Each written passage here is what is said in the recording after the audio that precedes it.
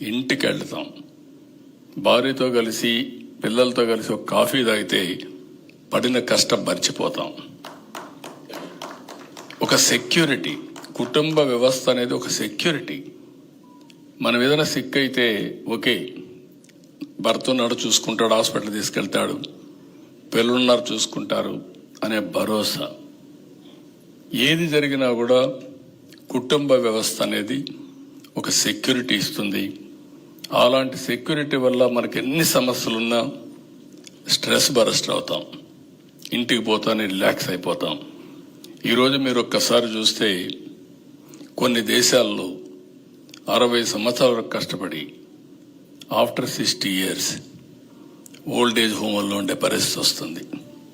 కానీ భారతదేశంలో old age home అనే సమస్య లేకుండా పిల్లలు, కుటుంబ సభ్యులు అందరూ కలిసి ఉండే ఏకైక వ్యవస్థ అది భారత వ్యవస్థ. ఇది ప్రపంచంలో ఎక్కడా లేనటువంటి గొప్ప వారసత్వ సంపద. ఈ సంపదని కలిసి ముందుకు తీసుకుపోవాల్సిన అవసరం ఉంది. ఇటీవల కాలంలో మనం కూడా కొంచెం మారిపోతున్నాం. ఎక్కువ మెటీరియలిస్ట్. నా ఆలోచన ఒకటే, నేను రాజీ పడడం లేదు. హైదరాబాద్లో మీరు చూస్తే హైటెక్ సిటీ, ఐటీ. ఇప్పుడు నేను మాట్లాడేది క్వాంటమ్ వ్యాలీ, ఆర్టిఫిషియల్ ఇంటెలిజెన్స్. ఒకప్పుడు శారీరక కష్టపడేవాళ్ళం, ఇప్పుడు శారీరకంగా మీరు కష్టపడాల్సిన పని లేదు. నా లెక్క ప్రకారం సెల్ ఫోన్ తీసుకుంటే అన్ని పనులు అయిపోతాయి.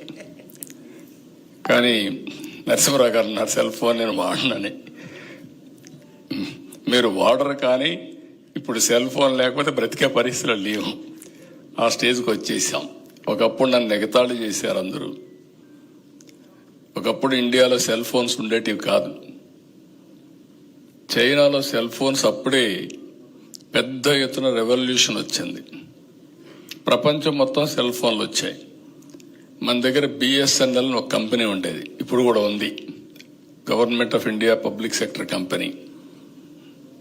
అప్పట్లో మాన్యువల్ ఎక్స్చేంజెస్ మనవన్నీ. ఏదైనా ఫోన్ కావాలంటే కొంతమందికే డబ్బులుండే వాళ్ళకే ఫోన్లు ఉండేవి. ఊరికి ఒకటి ఉండేది,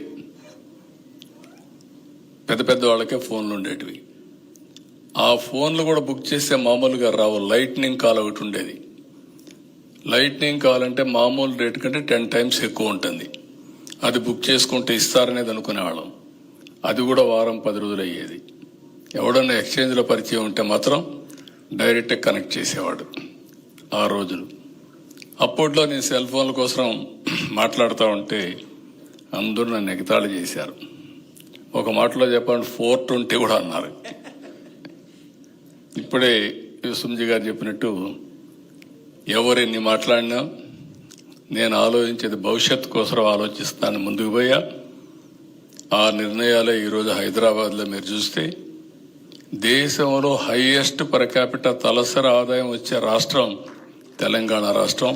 దానికి కారణం హైదరాబాద్.